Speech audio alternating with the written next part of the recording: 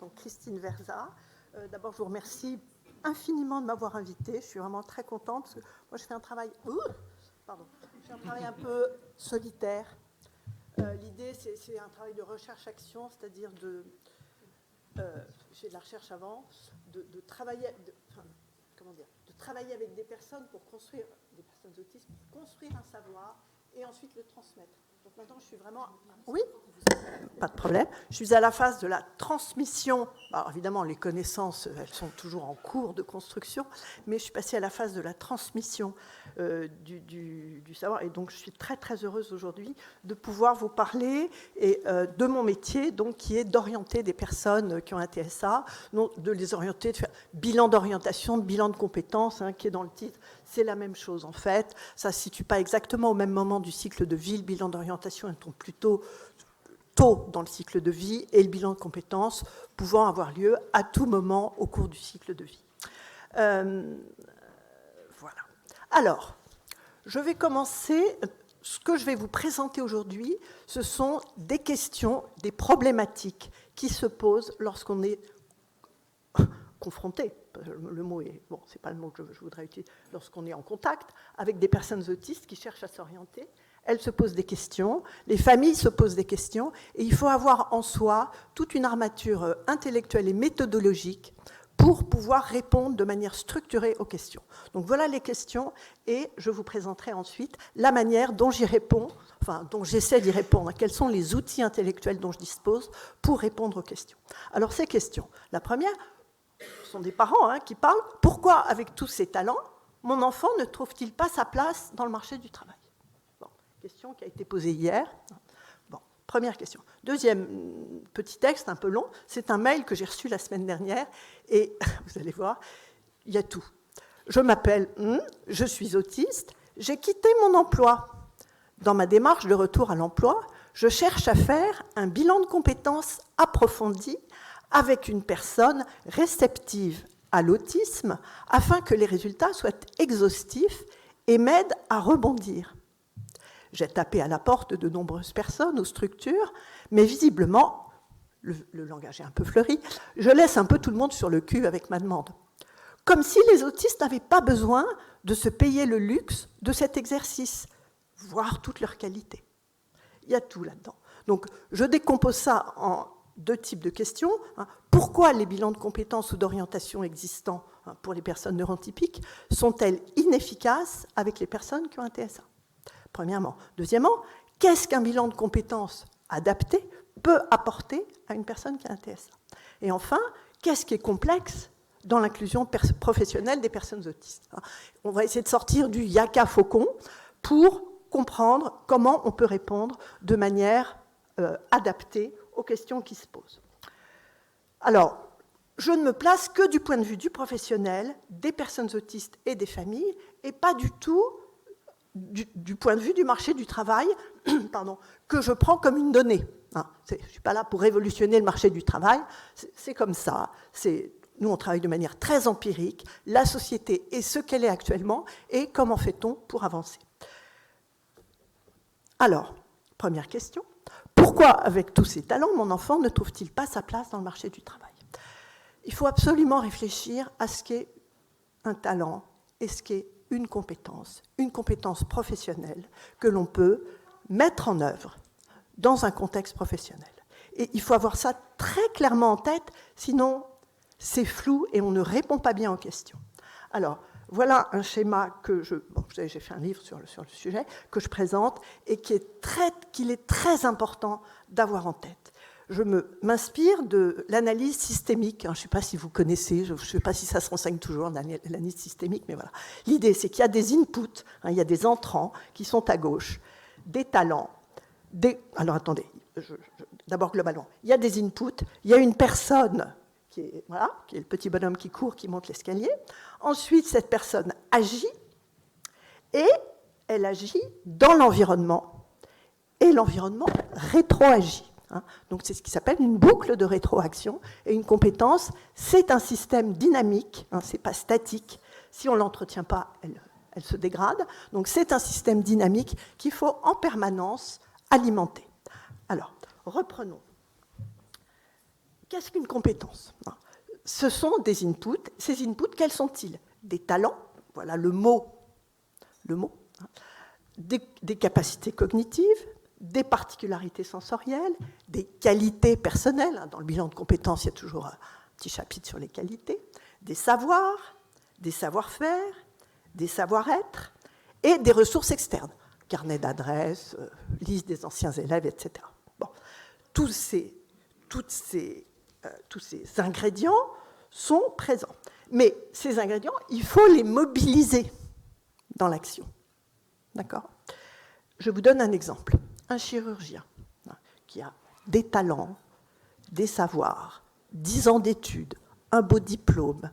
Bon, un médecin, donc il possède un diplôme, des savoirs, mais il peut être un mauvais médecin. Pourquoi est-ce qu'il peut être un mauvais médecin? Par exemple, s'il panique quand il opère. Par exemple, s'il s'évanouit à la vue du sang. Par exemple, s'il est très très lent ou désorganisé, il laisse tomber ses scalpels par terre, etc. Bon.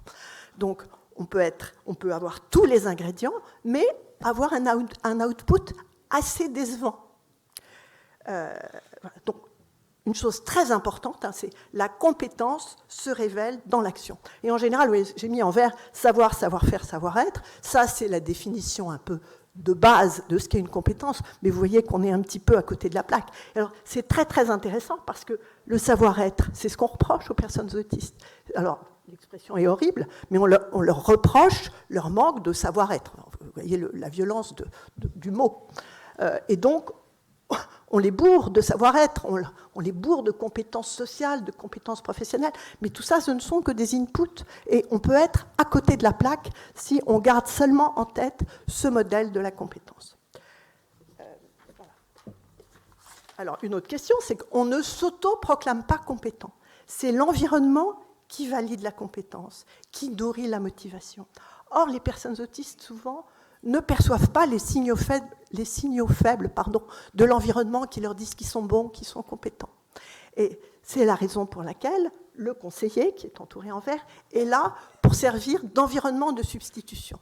C'est lui qui va aider à repérer les signaux faibles, donc à nourrir la motivation. C'est lui qui va aider à identifier les compétences. Et donc, il va servir d'environnement, oui, on va faire un travail avec la personne de validation des compétences en ayant en tête ce schéma-là. OK ? Voilà. Donc, alors, que se passe-t-il chez les personnes autistes? Oui, elles ont des talents, certes, mais la question, c'est comment transformer ces talents en compétences. Par exemple, comment est-ce qu'on transforme un talent musical en un métier ou un talent en dessin en un métier? Ce n'est pas toujours facile. Et parfois, ce n'est malheureusement pas possible. Donc, on va chercher d'autres talents. Je pense à une jeune femme qui avait un talent pour la mode. Très bien habillée, hyper chic, etc. Mais elle était vendeuse dans un magasin de vêtements. Ça se passait horriblement mal parce qu'elle était un peu brutale avec les clients. Et cette jeune femme, elle avait d'autres talents. Un talent en mathématiques, en comptabilité, et elle s'est orientée vers autre chose. Et elle se rendait bien compte que ça ne marchait pas dans son magasin. Voilà. Donc, on identifie des talents qui puissent se transformer en compétences professionnelles. Alors, où se situent en général les difficultés? Dans l'analyse systémique, on parle de boîte noire. La boîte noire, là, le terme est moche, mais c'est l'autisme. Il va falloir ouvrir cette boîte noire pour comprendre pourquoi est-ce qu'avec tous ces inputs, on arrive à un output décevant. Alors, qu'est-ce qu'il y a dans l'autisme qui peut gêner? Il y a la sensorialité, c'est vrai, qui fatigue. Mais la sensorialité est aussi une source de talent par elle-même. Tous les talents visuels, olfactifs, proprioceptifs, des talents, il y en a vraiment énormément liés à la sensorialité. Mais la sensorialité est aussi une source de fatigue. Il y a une autre difficulté, ce sont les fonctions exécutives, dont, à mon avis, on ne parle pas suffisamment, qui peuvent enrayer absolument l'expression des talents. Démarrer, initier l'action, contrôler ses émotions pour ne pas sortir dans tous les sens, planifier, être flexible, s'adapter à l'environnement, contrôler la tâche, etc. Donc toutes ces sous-catégories des fonctions exécutives peuvent ne pas bien fonctionner et empêcher complètement l'expression des talents. Donc le travail du conseiller va être de découvrir avec la personne comment transformer ses talents en compétences en repérant les besoins spécifiquement créés par l'autisme et créés par la personnalité en général. Mais le spécialiste de l'autisme va surtout s'intéresser aux besoins. Et donc quand on aura fait ça, on commence déjà à réfléchir aux aménagements. Voilà. Alors question suivante, je vous ai lu le texte tout à l'heure. Qu'est-ce qu'il y a dans cette question? Qu'est-ce qui est complexe dans l'inclusion professionnelle, et en particulier celle d'une personne autiste? Voilà un parcours d'insertion professionnelle assez typique. Vous voyez que ce parcours, comme son nom l'indique, c'est quelque chose de très très long. Or, quand on s'intéresse à l'insertion professionnelle des personnes autistes, souvent on pense aux dernières phases, la phase de l'insertion. Il va falloir les préparer aux entretiens. Il se trouve qu'ils sont autistes. Voilà. Donc, c'est difficile pour eux, voire on va leur demander de ne pas être autistes, en fait, d'une certaine manière. Bon. Donc, vous voyez que là, on bute sur quelque chose, déjà. Et deuxièmement, ce parcours, il commence très très tôt, et quand on a accumulé des échecs, des difficultés pendant tout le parcours, quand on arrive au moment de l'insertion, ça devient un défi presque impossible à relever. Donc, de mon point de vue, il faut commencer très tôt à accompagner les personnes autistes dans leur accompagnement. Très, très souvent, les personnes qui viennent me voir, elles n'ont pas de projet. Donc, on n'en est pas du tout à la phase de l'insertion. Elles ne savent pas du tout ce qu'elles veulent faire. Alors, la famille, bien sûr, la famille est là. La famille est un énorme soutien pour les personnes autistes. Mais les situations les plus courantes, c'est je vois arriver une personne anxieuse, une famille anxieuse qui donne son avis. L'anxiété des uns nourrit l'anxiété des autres, et on arrive à des situations de blocage psychologique, entre autres, et seule l'intervention d'une personne extérieure peut débloquer la situation. Ça, c'est quelque chose de très, très fréquent avec les jeunes. Il va falloir travailler avec le jeune, avec la famille, pour tout mettre à plat et débloquer tout ça. Donc, il ne peut y avoir d'insertion réussie sans une réflexion en amont sur le projet de la personne, sur ses compétences, sur les contraintes liées à l'autisme, sur ses désirs et sur la mise en œuvre aussi très concrète du projet. Ce qui est vrai pour l'orientation, c'est vrai aussi pour le bilan de compétences. Donc l'idée est simple, c'est comment peut-on adapter les outils d'orientation existants aux personnes autistes. Mais vous allez voir que malheureusement, ça n'est pas si simple. Pourquoi les bilans de compétences ou d'orientation existants sont-ils inefficaces avec les personnes autistes? Il y a plein de gens qui proposent des bilans d'orientation et des bilans de compétences. Ça ne manque pas. Alors, voilà, j'ai mis beaucoup de temps à mûrir cette problématique, mais voilà ce à quoi je suis arrivée. Qu'est-ce que ça veut dire s'orienter? S'orienter, c'est regarder en arrière, d'abord, en sollicitant sa mémoire personnelle, en sollicitant son vécu émotionnel. Parce qu'une partie du travail d'analyse repose sur la mémoire du passé, de ses expériences et surtout de son vécu comme acteur. Or la mémoire des personnes autistes est atypique. Moi, j'ai découvert ça relativement tardivement. On n'en a pas parlé pendant mes études sur l'autisme. Bon. Ce que j'ai découvert, c'est des personnes qui, lorsqu'on les interroge sur leur passé, sont placées devant un trou noir. Elles ne savent pas quoi dire, elles ne savent pas. Alors, la mémoire, qu'est-ce que c'est? La mémoire possède différentes composantes. Il y a d'abord la mémoire sémantique. La mémoire sémantique, c'est la mémoire des drapeaux, des dates, les décimales de pi, etc., etc. Ça, c'est un type de mémoire. Il y a la mémoire procédurale. On apprend des procédures. Je sais faire un gâteau au chocolat quasiment les yeux fermés. C'est inscrit en moi, dans ma mémoire, et je le réactive régulièrement en faisant souvent des gâteaux au chocolat. Il y a aussi la mémoire autobiographique. Alors, la mémoire autobiographique, qu'est-ce que c'est? Elle a deux composantes. Une composante qui est constituée par les connaissances qu'on a sur soi. Je suis normande. J'aime la Bretagne. Ça, c'est des choses sur moi. Et puis, dans cette mémoire autobiographique, il y a aussi la mémoire épisodique. Et la mémoire épisodique, c'est ce qui permet de se souvenir d'expériences personnellement vécues et ancré dans le temps et dans l'espace. Dans la tête d'une personne autiste, ça peut se passer autrement. Il y a des images de mémoire, mais qui ne sont pas contextualisées, par exemple. Et donc, on va avoir beaucoup de mal à en faire un tout qu'on va pouvoir raconter. Certaines personnes autistes, moi je crois ça assez souvent, pourtant verbales, très intelligentes, de très haut niveau, sont incapables de raconter le moindre souvenir personnel. Ou, comme je vous le disais tout à l'heure, sont placées devant un trou noir. Et celles qui ont des souvenirs, on s'aperçoit que c'est très difficile de les faire accoucher de quelque chose. Il va falloir du temps. Il va falloir s'y remettre en plusieurs séances, leur demander d'interroger les familles, d'aller regarder les albums photos, etc., pour reconstituer leurs expériences et pouvoir en tirer quelque chose sur elles-mêmes et sur ce qu'elles aiment faire, etc., etc. Bon, ce n'est pas systématique. Par exemple, il y a beaucoup d'autobiographies de personnes autistes. Donc, mais ce n'est pas une contre-vérité. Certaines ont des difficultés et puis d'autres moins. Alors ça, c'est un fait qui est documenté. Il y a un centre de recherche à Caen, je me dépêche, qui travaille sur les questions de la mémoire et ce n'est pas seulement lié à des questions de traumatisme. Bon. S'orienter, c'est aussi envisager ces expériences dans leur contexte pour en tirer des conclusions générales sur soi-même. Ça mobilise la cohérence centrale et la mémoire autobiographique, donc des connaissances générales sur soi-même. S'orienter, c'est aussi se projeter en avant, planifier, organiser des actions d'exploration et de recherche. Donc là, c'est mobiliser les fonctions exécutives. Donc on voit que l'autisme peut enrayer toutes les activités qui sont nécessaires à l'orientation, et c'est tout à fait ce qui se passe. Les difficultés d'orientation sont extrêmement fréquentes dans l'autisme. Alors, que proposent normalement les centres de bilan d'orientation et de bilan de compétences? Ils proposent une relation entre deux ou plusieurs personnes. Il faut être à l'heure, venir, sortir de chez soi, etc. Et ça, ce sont des interactions sociales.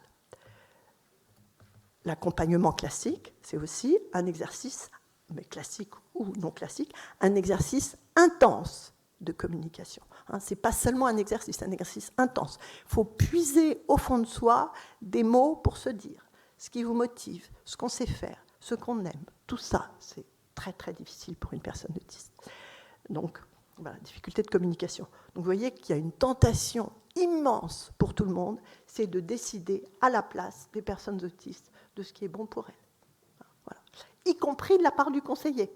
C'est une tentation permanente.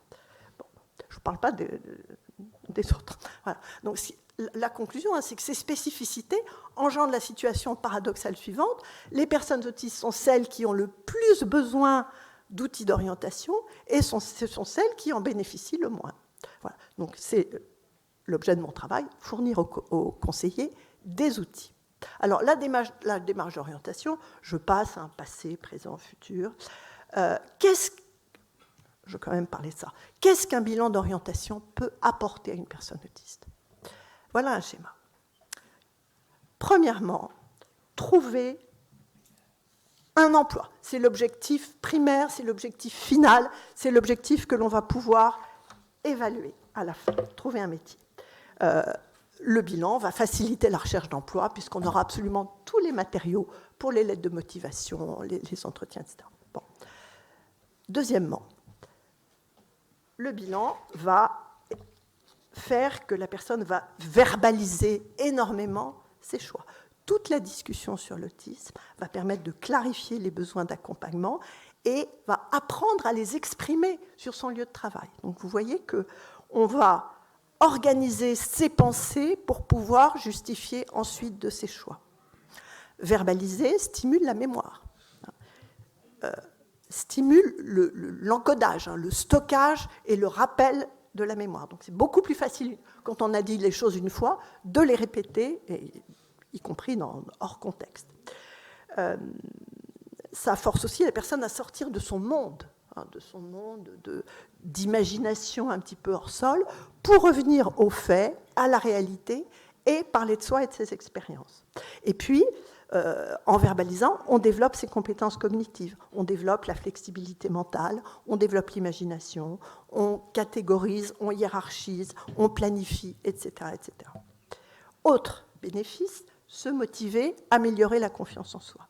Quand on travaille à l'identification des talents et des compétences avec l'aide du conseiller, vous voyez qu'on offre de multiples occasions de renforcement positif qui sont ancrées dans des faits concrets. Ce n'est pas seulement « t'es un type super », c'est « ah oui, vous avez fait ça, bravo, mais comment avez-vous fait exactement ?» Donc on entre dans les mécanismes internes de l'action qui conduisent à des réussites. Ça s'appelle un entretien d'explicitation très très intéressant avec les personnes autistes.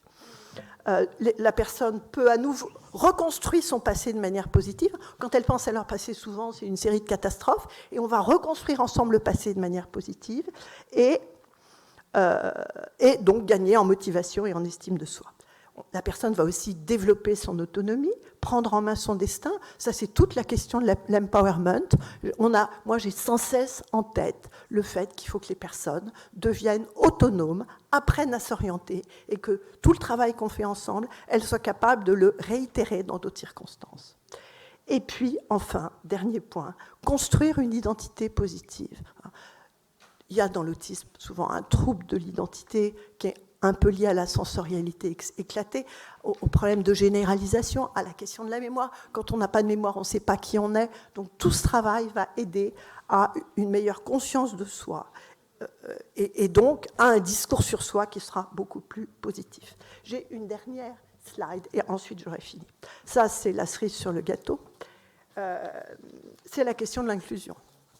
Alors, la question de l'inclusion, vous savez qu'il y a deux modèles d'inclusion. Il y a deux modèles du handicap, le modèle médical et le modèle social. Le modèle médical, c'est le modèle le plus ancien.